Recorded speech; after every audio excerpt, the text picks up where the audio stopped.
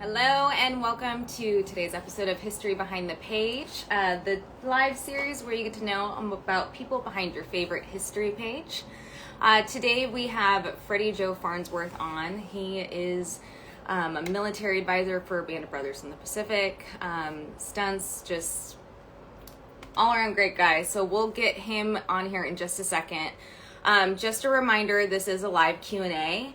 So you can ask questions. On the bottom right-hand corner of your screen, there's a little question bubble box. Please submit your questions there as they do get lost in the comments. So let's go ahead and get this going.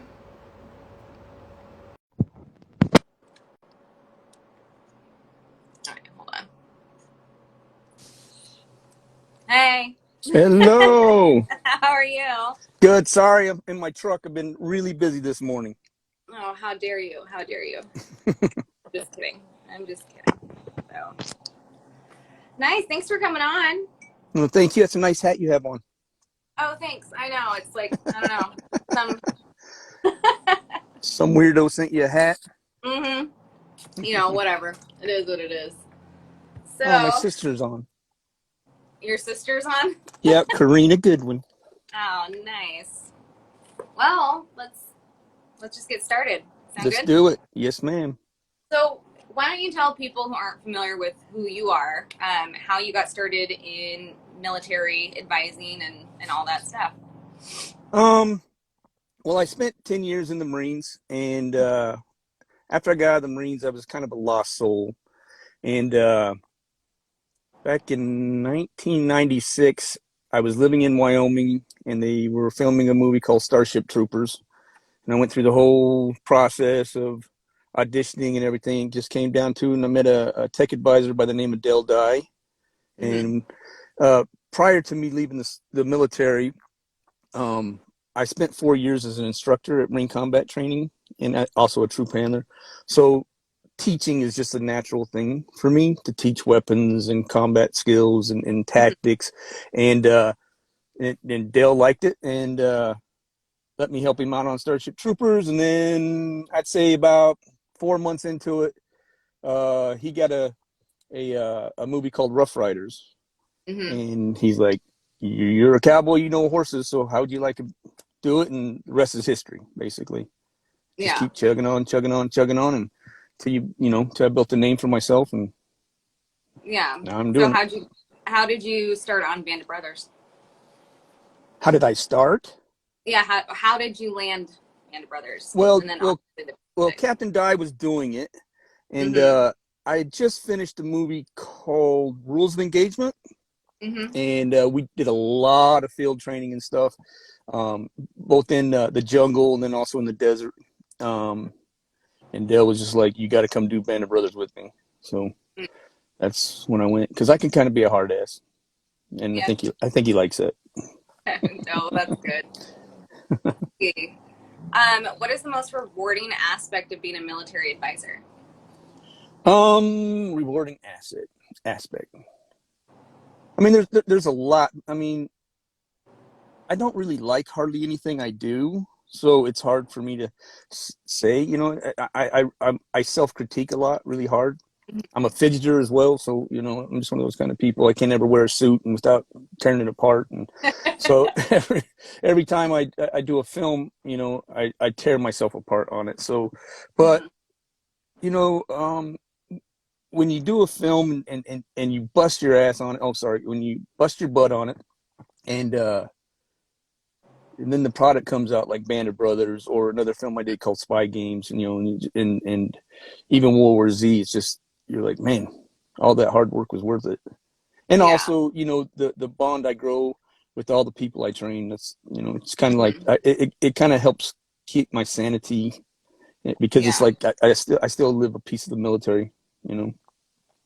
So how different is training people for boot camp and that type of stuff compared to what you were trained in the Marine Corps? Well, not as long. Yeah. First of all,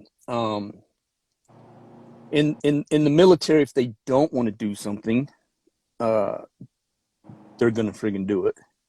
Or there's always the your life will be ruined and stuff. And in the film business, you kind of have to walk that line because, it's just a paying job, but they're not, and there's one thing I always tell people that work for me is like, you got to slow down a little bit. These guys really aren't going to combat. Yeah. Even though after we're done training and everything, they all think, oh, I think I should have went in the Marines. I could go to Afghanistan right now. I'm like, no, probably not. You probably couldn't go to Boy Scout camp and not get your ass kicked, but you look good. That's all that matters. So, I mean, it's completely different, whenever you're training, especially when I was a troop handler or an instructor at Marine combat training, if I screw up my training, it could affect this person's life, and not same with the actors, but actors aren't going to die if they have a horrible acting. Real bullets and fake bullets are two different things. So, but I try to put the same. I do honestly try to put the same into both, though. I treat the actors as if they were young privates in the Marine Corps or in the Army or whatever kind of service I'm doing. It's funny. I spent all my time in the Marines, and I've only done a few Marine shows. Most of them have been Army. I've been in the Army. Yeah, most of them. So this is actually a good.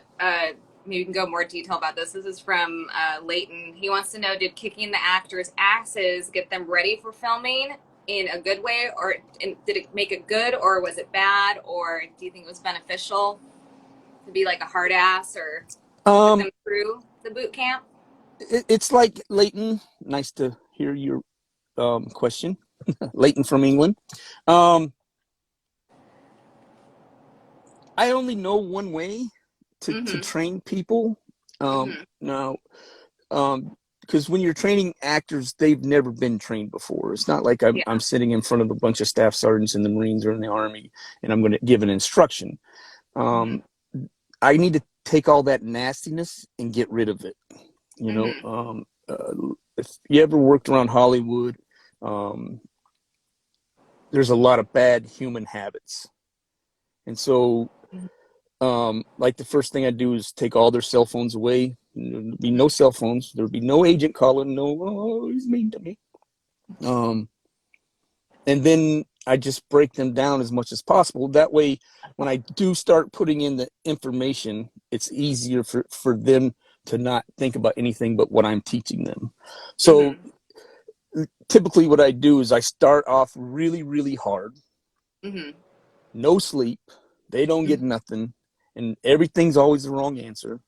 And then slowly, as I can see their brains completely melting down to nothing, then I start, interjecting all the knowledge that they need for whatever particular project it is. And it's just easier and more realistic to them.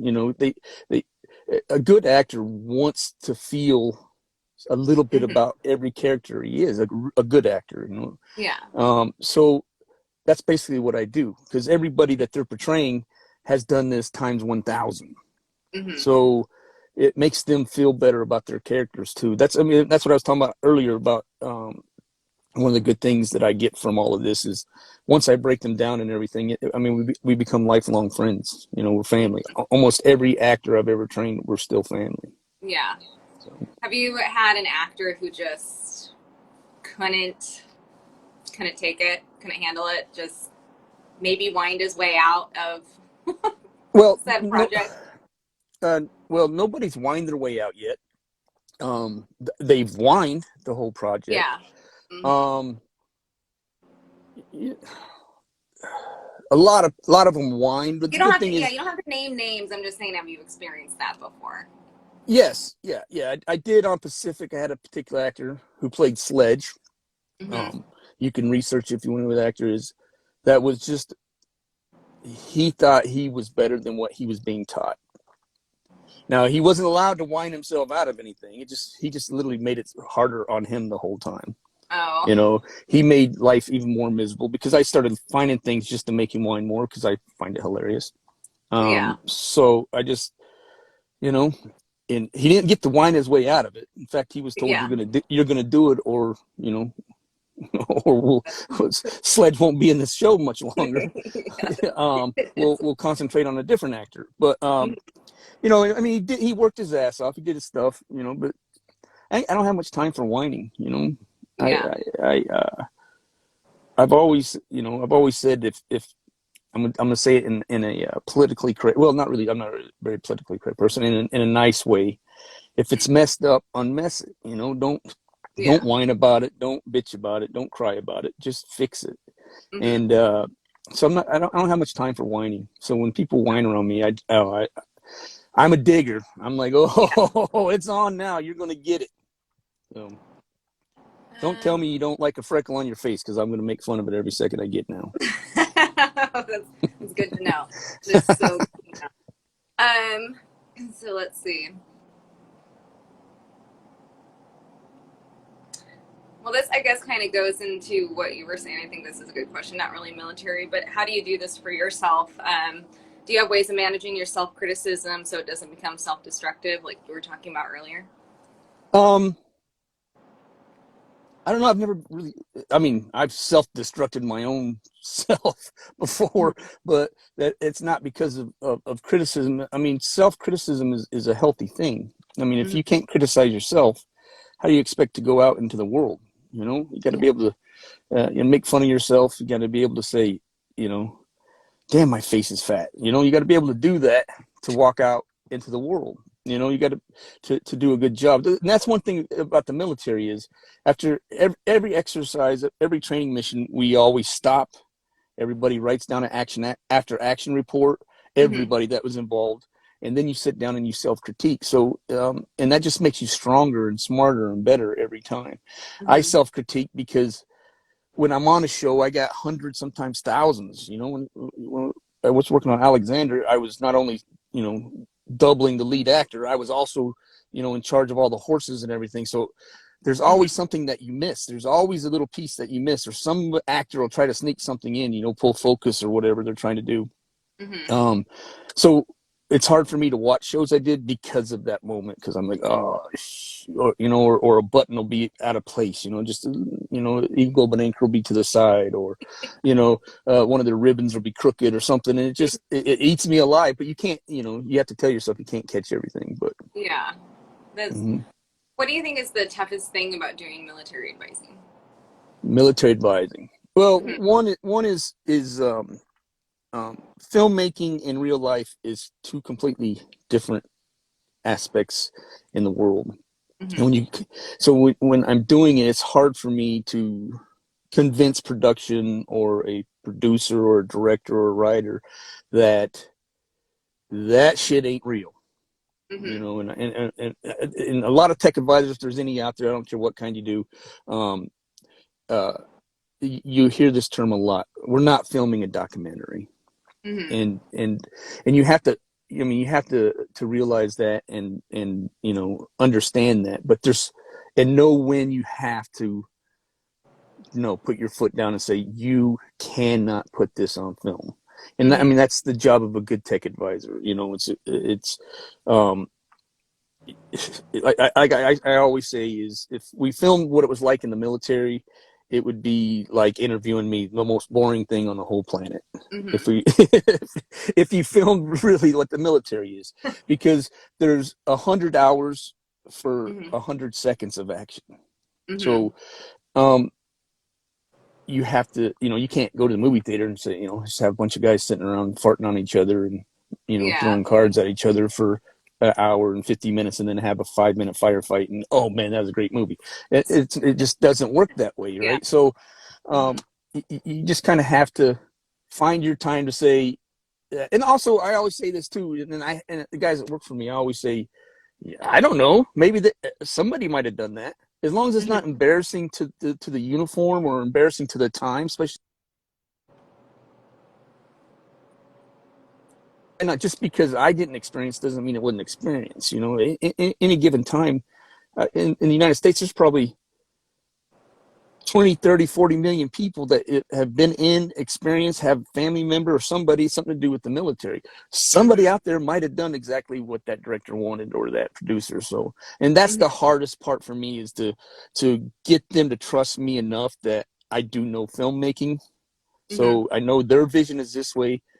So I try to make my vision and their vision kind of connect. I mean, that's the toughest part because I Mm-hmm. mean, there's times where it's like toe to toe going at it, hey, you know, but if you build that trust and that bond, like I still remember Mr. Scott. He at first was not having any of it. Mr. Humphreys, Harry Humphreys was his tech advisor, but Harry Humphreys was off doing another film, and they hired me to do the film, and he was not having this young punk out there telling him anything. But then eventually, after he's seen how good Brad was and how good the set looked, because I helped him build the set and build ghillie blankets and suits and stuff for him to make his film look, as real as it can. Train Brad up, he really gained a lot of trust. And then after that, it's like, okay, we set it all up. Okay, where's Freddie at? Where's Freddie? I need Freddie to come over here and make sure everything is perfect. Yeah. How do you like that? And I used to get him by saying, well, yeah, you can shoot it that way if you want every military person to get up and walk out of the movie theater. Oh, no, I don't want that. Okay, look, fix it. You fix it, and then we'll adjust off you.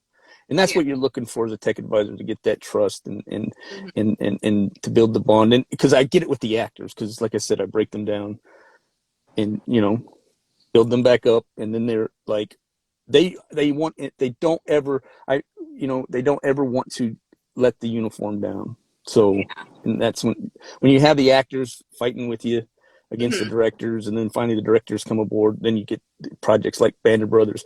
But, So somebody just put a question there that actually just reminded me of something that we spoke about like a while ago, about if you had budget for a project or a movie, you talked about making one for Korea. Yeah, right? The Chosen. The Chosen. Why that battle? Why that? It's an untold story. I mean, it's told, but it hasn't been put into the newer generation's head, like say World War II has. World War II, Vietnam. When I was a kid, it was all about Vietnam. Vietnam. And then later generations, we decided to honor our heroes that led us be to where we're at today. And one of the really strong aspects that stopped Russia was Korea. I mean, Russia basically and China had kind of, well, especially China, the communism was going to start taking over everything, everything. So to stop them in Korea is a very, as we can tell what's going on today, it was actually literally, when you look back in the historical value of it, it's one of the most valuable things this country's ever done besides kicking Hitler's ass. It is, and you think about all the equipment, the uniforms that we see in a show like Band of Brothers and Saving Private Ryan and all these amazing films. They had that same equipment, had that same uniforms. The only difference was it was 20 below zero, and there was hundreds of thousands of people just charging at them, and they just couldn't stop. They just couldn't stop, and they didn't, and they stood their ground. And when you watch the true footage of some of it and just see the impact, and I don't know how they did it. I honestly, I don't know how they did it. I mean, I know the heart of the warrior, and I know, once, let me put it in a nice way. Once the shit hits the fan, all your training comes into place and stuff. Yeah. So I always like to, I don't think this generation, I think they can. I think they would. I mean, the Marines and the Army showed that in Afghanistan. No matter how messed up it is, they still stood that wall, and they still got as much. They did whatever their mission was, be it right or wrong. And they watched their friends die. Yeah. So this generation is just as powerful as that generation. But Korea needs to be told. Do you think it's not told because it's not, and I know I said this to you the other day, like it's not a worldwide conflict like obviously World War I, World War II was, but also I feel like it's not as glamorous as World War II or something like that. Do you think that's why Hollywood has not made a said film? Yeah, I mean, glamour is a weird name for a war film. But, I know, that's why I'm trying to, very Hollywood, I guess. Glamour is not the word I want to use, but I'm having brain hurts all morning. and good shows like 1917 can show that being dirty and ugly can actually bring an audience in. The the disgustingness of combat can actually keep, can keep the Yeah. audience going. So I don't know necessarily it's that. It's a lot of it has to do with money. Mm-hmm. The two most expensive kind of filming you can do is westerns and war films, because there's a lot of equipment or livestock or stuff that's also involved Mm-hmm. in the filming of these. So it's, to make it right, you got to have a lot of money. So Yeah. when that conflict basically was the United States, Korea, and China. So if you're going to do the film right, you're taking all the Chinese money out. So, Yeah. and for the money it would take to do it right, I just don't know if uh, if somebody be willing to take that chance. Never Yeah. know. There are some new production companies showing up recently, and lately, that are showing up, and they don't give a shit what Disney thinks. They don't give a shit what anybody thinks. They don't give a shit about your political beliefs. I'm sorry about cursing. They Yeah. don't care about that. So they're they're starting to fund some projects that they think that their audience, because there is, believe it or not, there is enough money in the States just to make a film that just the States like, Yeah. so and some countries will buy it just because you can see a bunch of people getting killed too. I'm sure that, Yeah. I'm sure Japan wouldn't mind watching a film with a bunch of Chinese people getting killed. So Prob- Probably not. Um, let's see. So this was a question that was submitted. Which other Marine Corps have you served with and trained with, and do you prefer 762 or 556? which other Marine Corps? Which other Marines you mean? Yeah. like like like Royal Marines, of course. Um, uh, I trained with some Indonesian Marines. Mm-hmm. They were pretty cool. I mean, the guy that was the same rank with me was like 50. That was kind of interesting, and I Mm-hmm. think he could run circles around me. It was awesome. Yeah. I was out there. I was in my early 20s, or whatever, and he was like same rank, but Mm-hmm. um, that was pretty impressive. 762 or 556. Well,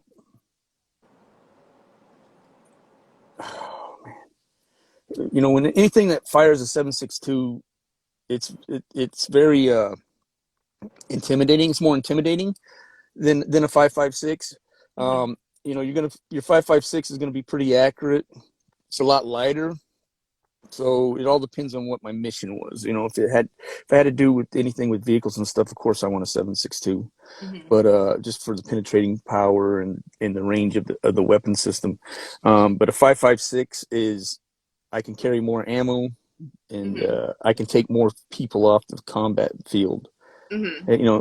Here's a secret people don't understand. You don't have to kill your enemy. You just got to get them up. You got to Yeah. get them to stop fighting you. So somebody gets their pinky finger blown off, they ain't gonna be fighting for a little while.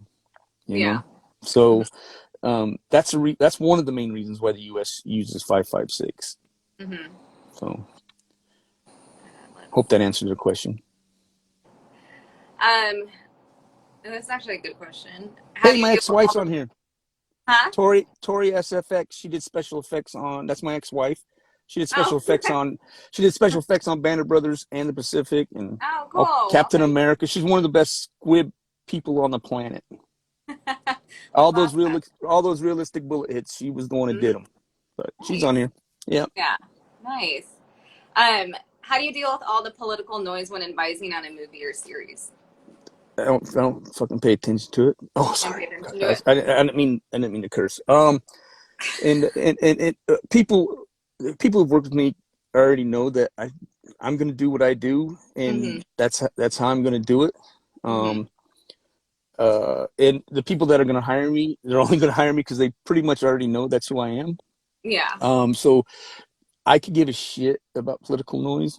Mm-hmm. Just being as honest as possible. I don't care. I don't care what any.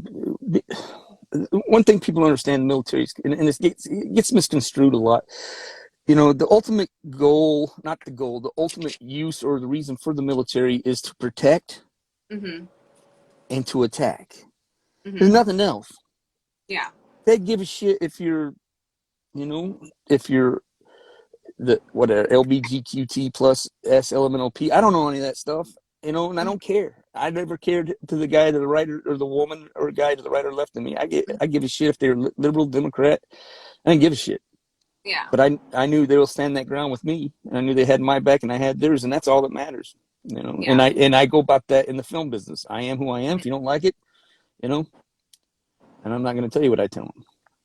Yeah. No, You know, you're. but that's just the way it is. I give every human being on this planet, to me, is just as equal.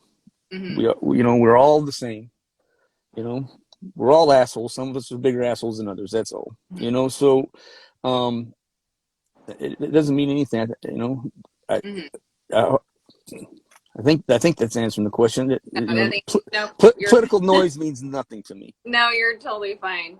Um, let's see. I have a few questions. Do you? Okay, this is actually a good one. I think Rachel submitted this question, but maybe not. What Band of Brothers character do you think would have made a good soldier in real life during boot camp? Ooh. Which soldier would have been a good soldier in real life? Which guy from Band of Brothers after boot camp do you think would actually have made a good soldier? Prakani. Yeah, He's yeah, Matteo. yeah. Was he Yeah. just got the hang of it? No, he's a tough little bastard. He's He is a tough little bastard. He, you know, I mean, I would literally, me and Billy Budd sometimes. I remember one time there was this new. They had a new PA production assistant on you know, because we filmed that, you know, over 11 months. You got guys coming in and going out, coming in, Mhm. and there was a new PA that was in charge of handling the actors. Well, Matteo was talking shit one day in a fighting hole, in a Army foxhole. Well, anyway, me and Billy Budd kind of looked at each other. You know, Billy Budd's you know, British Royal Marine who are badasses, Mhm. and we just kind of like, are you talking shit, you little midget? You know, and see what I mean by politically correct. Anyway, he was talking more shit. So me and Billy Budd jumped in the hole and just started beating the living shit out of him. I mean, beat the living shit out of him. Uh-huh. Picking him up, slamming him down, and he fought us. He was like a raccoon on a dog in the river, man. He wouldn't let go. He would hang Oh, on to our really? arms. And Billy Budd's a big boy, and you know, we beat the shit out of him. And but the funny thing was that new production assistant, like completely freaked out, like ran up and screaming at everybody. Uh-huh.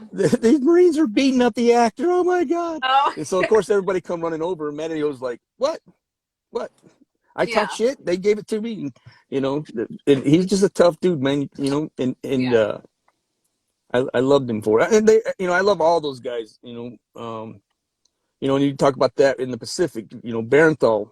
You know, he just very competitive. Nothing. You know, there was no softness. There was no soft little part in that. You know, Mm-hmm. John Barenthal, Matteo, but there's a lot of them. You know, I don't want to disrespect any of them, but Yeah. all in all, honestly, I wouldn't take one of them anywhere near a friggin' firefight. Yeah. Yeah, yeah. Be like scalded dogs. Yay, yay, yay. Take off. Just leave me hanging. Yeah. What was what was the biggest difference for you doing advising on the Pacific and versus Band of Brothers? Like, was there challenging times? Was there different ways that you did stuff in Um, regards to everything? yeah, I mean, there was a lot. Of course, the stories and how the Yeah. stories went are completely different. You know, Band of Brothers starts off with them in training and goes all the way through to the end of the war. Pacific, you just in the middle of it. So Band of Brothers was a little better and easier for us to get with the actors because it was just like literally get off the bus, Mm-hmm. spend the first few days teaching them how to make their racks, doing all the basic stuff, all the little Mm-hmm. basic, how to march, how to do everything. And then we slowly moved into the combat skills to Mm-hmm. eventually, excuse me, to eventually get to, you know, jump school where they got, you know, 2-3 days to learn how to not look like an asshole in the film. So, and then when you fast forward that to the Pacific, we went right to the field. I mean, Mm-hmm. you're first thing you're doing is building fighting positions, and you're making train maps, and Mm-hmm. interlocking fires, and we're hazing you, and we're right into full weapons, and there was none of that start from the basic stuff. It was right into it, and so both of them are the same. I especially with me, I hit them very Mm-hmm. hard. And the guys, Bruce Whitfield, and on Band of Brothers, Mike Edmonston, who did a pretty good job, and them, and then on Pacific, Bruce Whitfield and Robert Garcia and Sean Bunch, uh, they're all. Let's see, Captain Schnock was there. I think that's it. I don't remember how to say his name, but they were all Marines. Mm-hmm. They were all Garcia's Purple Heart from Iraq, and Bunch was with Anglico, so he was with I think he was with the British when they went into Iraq, so they've all experienced these things. And Gunny Whitfield, of course, I served like 7 of my 10 years were in the same units with him, and then he went on to go to Iraq and again, and so it was a little tougher on those guys Mm-hmm. because we brought the real deal on the Pacific guys, and so their training was like I said, it was, they just got thrown into the middle of the ship faster than the Band of Brothers guys did. Mm-hmm. And it's also too, you got to remember, it's a little harder. Band of Brothers followed just one company, Yeah. so all the actors, even throughout all the filming, they got to just stay like this. When we did the Mm-hmm. Pacific, they were going over here, and this ones were going over there, and this one was going over here. So that bond got smaller. It wasn't as big as Band of Brothers. I mean, they were all still to Yeah. this day. We're all brothers. We in Mm-hmm. fight, we beat the shit out of each other still to this day. And then the next day we're barbecuing and all the wives and kids and all that stuff. Still to this day. Mm-hmm. The Pacific are still tight, but you have the bands that are tight. Yeah. So. Which that makes sense. So, actually, speaking of that, this was one of the questions. Any Band of Brothers or Pacific actors that you keep in contact with the most? Oh, well, Michael Cutlets a lot. Mm-hmm. Um, Scott Gibson, Mm-hmm. John Seda. Uh, I have to tell Barenthal he's a big wuss I tell him worse than that. That's trying to be politically correct. At least once every 2 weeks. Mm-hmm. Um, all of them, at some time or another. I mean, like I said, I was tech advising Agents of S.H.I.E.L.D. and had a bunch of these guys that were what you call special, or not, well, basically they're special background performers. They're all former Mm-hmm. military or police or stuff, because we had a bunch of shooting. And so I'm tech advising, and I'm running them, and I walk up and they're all like, oh, yeah, Mr. Band of Brothers, one of your Band of Brothers guys here. And it was Toy, it's Kirkasevi's, and I go, oh yeah, yeah. And then he was walking across and he's going in the studio, and I just yelled Toy as loud as I can, and he just stopped, Oh, came really? over, hugging, crying, and everybody Mm-hmm. was just like, "Wow, we've never seen that before." I'm like, Oh, "That's just who we are." Michael interesting. Cutlets, Michael Cutlets was directing an episode of the new, what's it, the Walking Dead, New World, Old World, whatever the heck. There's so Uh-huh. many Walking Deads now, but he was directing an episode and it had Marines, like Mm-hmm. before the whole zombies took place, and Mm-hmm. he put his foot down. He said, "Nope, Freddie Joe's going to come and train these people, or get somebody Mm-hmm. else to direct the episode." So we're still all tight. I talk to him, run into him, and it is truly. I think I've heard Matthew say it before. It's like, haven't seen somebody for 10 years, but then when we see each other, it's like we seen each other yesterday. Joshua Baton, I talk to him a lot, Mm-hmm. because he's a far left Libby, so I like to call him and tease him and thank him for my gas prices. I don't know if you saw this, but Scott Gibson wanted to let you know that boot camp training was too soft. So Yeah, on your it, next film, just make sure that you have that in your head tell for next tell him time. tell him I want his little blankie back that he had to have. Oh, okay. Yeah. And that's why his left thumb's larger than his right thumb, because he sucked it the whole time he was there. Oh, oh, this is great. Um, this is all right. Let's do this question right here. Do you think the 506 was the best regiment amongst all the others? No, No. Do you have any nope. in your They head? were, every one of them did their job. Mm-hmm. And Getting it. I, I, uh, I, my military idea is I think the pay clerk is just as important as the bullet sponge on the front line. Mm-hmm. I think the cook is just important. I think everybody, if they just do their job, they're they're badasses. Mm-hmm. Because if I'm not getting paid, or I'm not getting fed, or I'm not getting transported, there's a good word, transported to where I need to be, and I can't do my job. So if Mm-hmm. they're all amazing and awesome at what they do, and I'm awesome at what I do, and so I think everybody that participates and does their job are badasses, if you ask me. Mm-hmm. That's a good one. Very, very good. Good answer. I guess my mother's on here. Uh, Military wise, who inspires you the most, living or dead? Military wise, who inspires me the most? John Basilone.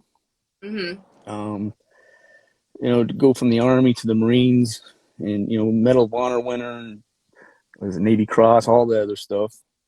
That's that. It's my grandfather. Mm-hmm. Um, he had a few Purple Hearts and a couple Silver Stars. He was Mm-hmm. he's a badass. Yeah. But the most inspiration from military I have, though, is honestly anybody that'll do it. So, Yeah. I mean, how can that not inspire you? You know, Very true. That is I mean, I very. mean, we're lucky in today, and we're not lucky. Mm-hmm. We see real time now what it's like. We don't You don't have to see a movie to see what how ugly it is. Mm-hmm. And for somebody to volunteer to do that, Mm-hmm. and I don't care, you can say, oh, they're from the Bible Belt, all that shit, do whatever you want. But if you're not willing to do what these young men and women are doing now, Mm-hmm. then shut the fuck up. Sorry, mom. I'm just gonna have to like bleep this whole interview. No, I'm just I kidding. apologize. I'm just Hey, kidding. this is probably the best I've done on I these. think you have not been cussing a lot, but I don't get offended by Yeah, cussing. sometimes a cuss word makes a point. And, It does. I completely agree. if the point to that is, if your neighbor's son is in the army, that should be inspiration enough. Mm-hmm. You I know? completely agree.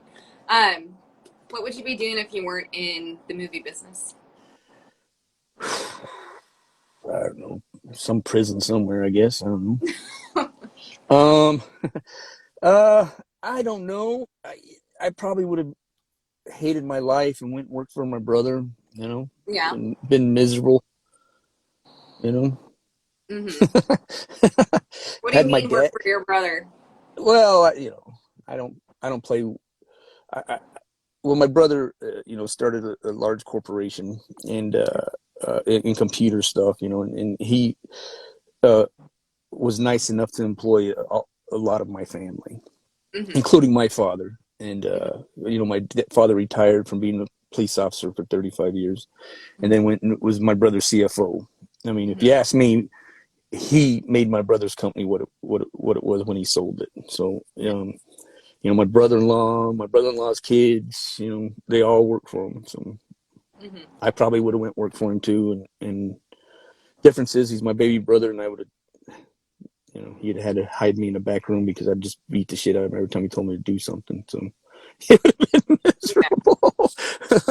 But I don't know. I mean, when I got out of the Marines, I got asked to be a police officer by a bunch of police stations, and I mean, a lot. Mm-hmm. Oh, I got all these letters. Congratulations for passing your test. When do you want to go to school? And I'm like, I never took a test, but they all Yeah. wanted me to come to their departments. That's the fortunate thing about being in Wyoming. A lot of people know Mm-hmm. you, you know. Yeah. Well, Um, yeah. Yeah. When there's 500,000 people in the whole state, we kind of know each other. yeah. Just a Um, tiny, just a and little if we bit. don't, somebody knows you anyway. So I might have been a police officer. Like I said, when I got out, I my first year, I was very, even though you know, um, I had to get out. I Yeah. had to. Um, circumstances, were there for my children. I had two daughters, and I was miserable. I joined before I knew, before I was a man, and then I became a man in the military, and so I was lost without it. That structure was gone, and so I mean, I became a truck driver and worked for driving truck and fixing propane tanks and all that stuff because I didn't have to deal with people, and I enjoyed that. But Yeah. the film business gave me the best of both worlds now. I get to do military stuff, and then I get to turn around and still be that civilian. So it kind of taught me how to do both. Kind of do both, yeah. Mm-hmm. Has since COVID hit, have you had a hard time with the film industry or anything? Has it been affected? Oh, I mean, it shut down a lot. I mean, a couple financing jobs got all messed up because of the financing. I was supposed to go to Australia to do a series, and that was a great series because it was a history thing. It was a modern day and history. It was, which hopefully we're still gonna do it. And it just slowed down. Just like everybody else, and it's like they were trying everything to get shows going, and then it wasn't working. One person gets COVID, now they got to shut down, and everybody's, because we just didn't know, and it was tough. It was good for. I mean, honestly, look back, it was good for me. I have my who's 7 now. She was, fixing to go into first grade, which is to learn how to read and all that stuff. So I got time to sit down and teach her every day, and be her teacher and watch her grow, So it was kind of nice. Yeah. But I still would have rather worked. But yeah. So in regards, we kind of talked about this the other day, with COVID restrictions and people kind of cutting things and not half-assing things, I guess. What is your thoughts on the Alec Baldwin Rust set shooting? I'll start the premise like always. I don't know. I wasn't there. Yes. There should never be live rounds on a set. Period. There should only be dummy rounds and blank rounds, and that's it. I think whenever you do these low budget productions, especially when you have first ADs, and like I said, I don't know if this is what happened, but anybody out there that's been in the film business will know exactly what I'm talking about. They push really hard to make their schedule because time is money in the film business. You're paying crews, you're paying people, you're paying actors, you're paying wardrobe, you're paying everybody. So one day, if you lose a day, that could cost you up to $100 million sometimes, for that day. So when you're doing those low budgets, they don't like interruptions, with the grips and the camera crews striking, and they're having to stop and have meetings. That first AD, when you're doing those low budget first ADs, they thrive off making their schedules. And so things got a little fast, and so the proper things didn't happen, which means the prop master should have been present. The prop master should have brought the gun to set. The prop master should have been there. The prop master should have showed the first AD the weapon was empty. The prop master should have, the armor, and sometimes it's both. And then, the first AD has it, and then it should have been supervised by the armor and the first AD, giving it to, showing the film crew, showing the camera people that weapon's empty. It would have taken 3 seconds, would have changed that whole family's life right now if they'd just taken 3 seconds. And so, my beliefs on it is some people should go to jail, and ultimately, and whether you like it or not, the person who pulled the trigger has the ultimate responsibility for it. So if somebody hands me a weapon and I'm not sure it's safe, my finger never touches the trigger, I don't do anything. If they won't let me check it to make sure it's not charged, then my finger never goes near that trigger. And that's, when I do films, that's one of the major things we do is weapon safety. This is your weapon. This is a part of you. You're responsible for it. And, when they're out in boot camp, they don't have live ammo, they have blanks, and you could hurt somebody, and so they learn to keep their fingers off the trigger until it's time to pull the trigger. And they learn, try not to shoot people in the face, try to aim for something, a little bit different. But, it's a very important part of our business, weapons. I can see a fake weapon almost instantly. And I'm like completely, like I said, it could be the greatest film Steven Spielberg's ever done. But as soon as I see that, I'm like, this movie's crap. Yeah. So it's a very important part. So just the procedures are there. Take them. Nobody, if I'm not comfortable, say something. Yeah. Just say, hey, let me see what's in there before we start. Even these, just messing around with this thing, bullshit. Yeah.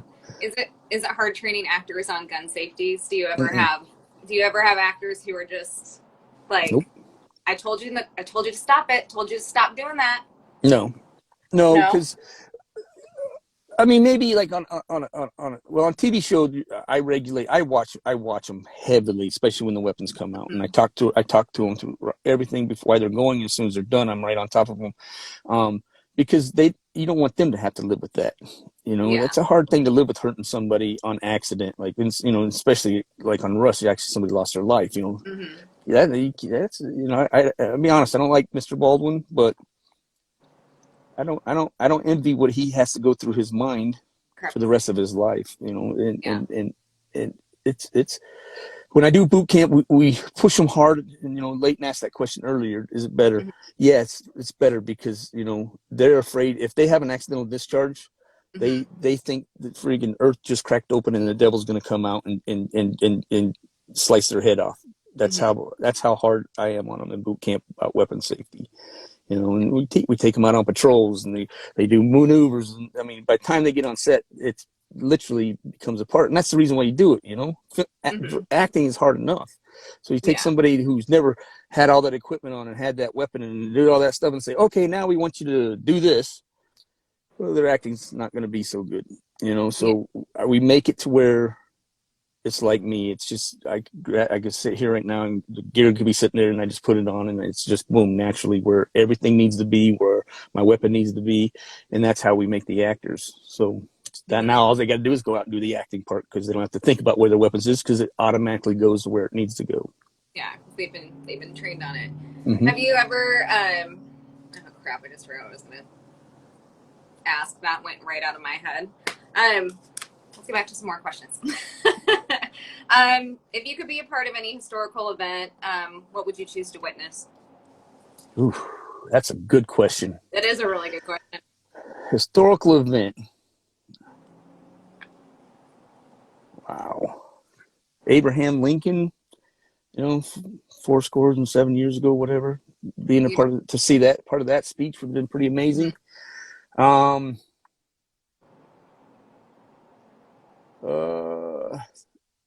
The crowning of Queen Elizabeth, yeah, she's the most amazing woman on the planet. Yeah, that would have been pretty awesome. Wow, the raising at Iwo Jima, but man, it'd be rough getting shot at and just to watch that. But it would be pretty awesome. I mean, Alexander moving across to kill all the Persians, to fight the Persians, that would have been awesome to witness. Wow, that's a good question. That is a really good question. There's about a bazillion things I would like to do in history. Yeah. Do you have any aspirations to direct or write a show or movie?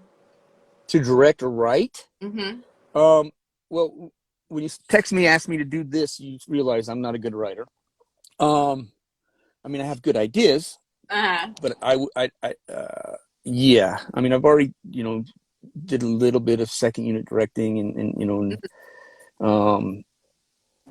but yeah, of course, I'd love to direct. Yeah. That's that. The process for a man who didn't go to school for it, but I've taken my time to learn the business and learn all parts of the business. You look at my resume. I've been special effects. I've been all the way to, armor, prop person. I've done all, besides being a stunt man and a military tech advisor and an actor. Wow. And that helps too, being as a tech advisor too, and stunts is you got to learn camera angles, and where to place the cameras, and there's no better feeling in the world to have a director go, hey man, where do you think we should? What's the best shot? What's the best angle we should get this shot from? You know, and you get to walk this person who's been to college and has done these movies, and you get to walk them through where they need to put their camera and what angle, what lens size, so on and so forth. You know, that's pretty cool. Wait, why is this now? Oh, here we go. What lessons from the greatest generation are we missing nowadays? Never quit and accomplish a mission no matter what it takes.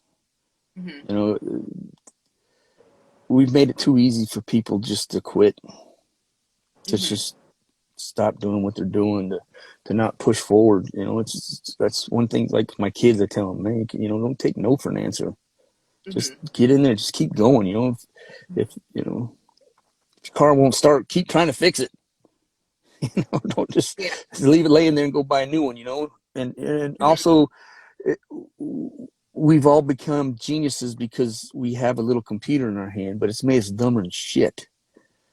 You know, we need to, you know, that generation, they had to figure something out. They had to go figure it out, and they had to do their diligence. Now I can Google it and it comes up. Now I think I'm a genius in it, and I really don't know anything about what I'm looking at. So it's dumbed us down a lot as far as that. So the greatest generation, they had, just think what we have now, and then take 1,000 times of it away. Yeah. You know, take mostly TV away, take the computers and the phones and the cars and all this stuff, as I'm talking to you in my new Dodge Ram truck, you know. So, but you know, we got all this stuff now, and we can't figure out how to get our gas prices down. They didn't have any of that stuff, but they figured it out. They got it done, you know, and they didn't whine about it. Of course, everybody whines. Oh, they didn't whine back then. Everybody whines, but not like we do now. So. Yeah, it's definitely easier when you have a keyboard at your fingertips. Plus, back then, normal was cool. Yeah. Now normal is looked down upon. You can't be normal. You can't be good to other people. You can't try to better those around you. You can't try to better yourself, because if you do that, you're letting some community down. And that's a horrible thing. Yeah. How was your career in rodeo? If you didn't get hurt, would you have pushed it harder? I was shitty. I sucked. I was terrible. Terrible. Why did you suck? I hit the ground more than I stayed on, let's put it that way. Oh, you were one of those. Hey, it wasn't because I didn't have to try. Yeah. And that... I was just there for the buckle bunnies anyway, so. The buckle buddies? Bunnies. Oh, buckle bunnies. Oh, you said buddies. I was like... No, the ladies. Okay, pretty. Yeah, no, I crushed myself pretty good on it. I wasn't that good. I had fun though, you know. I still miss, you know, some of the guys that used to go with Mitchell and Jeff, those guys, you know. I miss them. They're good guys, you know. But it was something I'm glad I walked away from, you know. Well, did it help? It helped you with like your stunts and stuff like that in the industry, didn't it? No. Not really? No, not really. Don't you at all? No, I mean, if I have a bucking horse scene or something, yeah, you know, I know how to do that and flank my own horse and then unflank it. But no, just learning horses, you know, and I learned more after my childhood, I guess I should say, about horses. You know, when I was in the Marines, I started working for like every once in a while for horse stables, you know, and then so I was riding all the time. And then somebody convinced me to go to a horse nutritionist, and I was like, what the hell is that? You know, and then so that really taught me everything about the horse. So then it was just like history. It was something that intrigued me. So I wanted to learn more.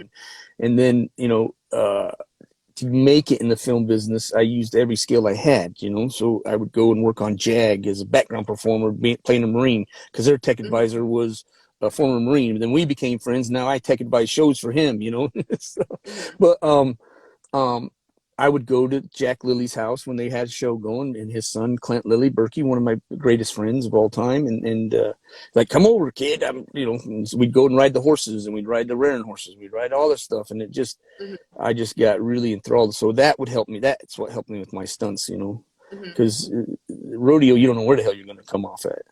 Yeah. When you're on a film set, the biggest crashes in the world has something to do with horses.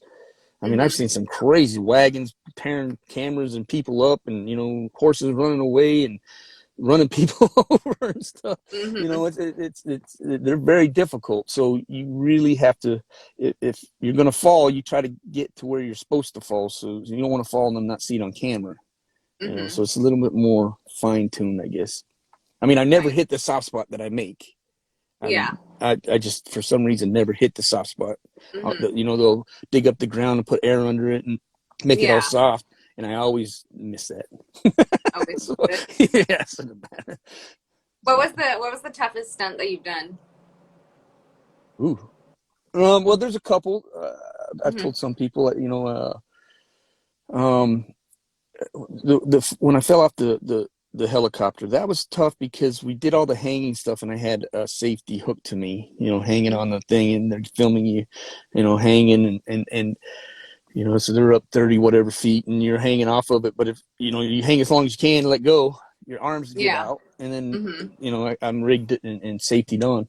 But then I had to go up without all that on because I was going to come off, and when you're up there, I can't see my landing spot, so I'm trying to go off. I kind of had marked it off of building up the thing, and the horn's going off on the helicopter, but I'm like, hey, I know need to go that way. So you're trying to communicate without ruining the shot. You're going, I'm a zombie, but go that way.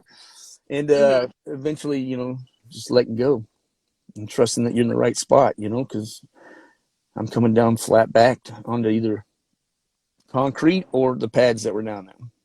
Hopefully the pads. Yeah, well, it's hard when you can't see your landing zone, but it did it, and it worked out good.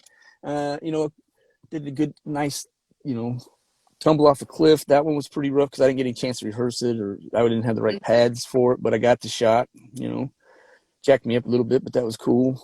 And then I did a movie called, it was an Arnold Schwarzenegger movie called Sabotage, and I was doubling Max Martini in it. And they came to me and said, hey, we got this computer thing about the motorhome getting hit by a train and him flipping around in the motorhome. We're thinking about using a dummy, but we figured we'd ask you if you'd do it. And I'm like, let's do it, because a dummy never looks real. Yeah. So that one was rough. That one knocked me out a few times. So, but, you just got to be prepared and think things through the best you can, and, it'll all work out.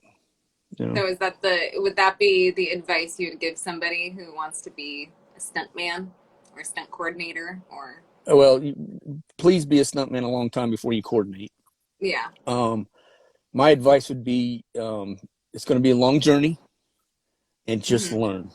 Just learn every chance you get, and you don't have to get paid to learn, and you don't learn by going to schools either. You go to those stunt guys that are amazing, that are out there, David Rowdens that are coordinating now, and Clint Lilly's and Joey Boxes of the world. In my days, my age, but I came in at a later age, so I just watched what they did and how they prepared and how they walked themselves through.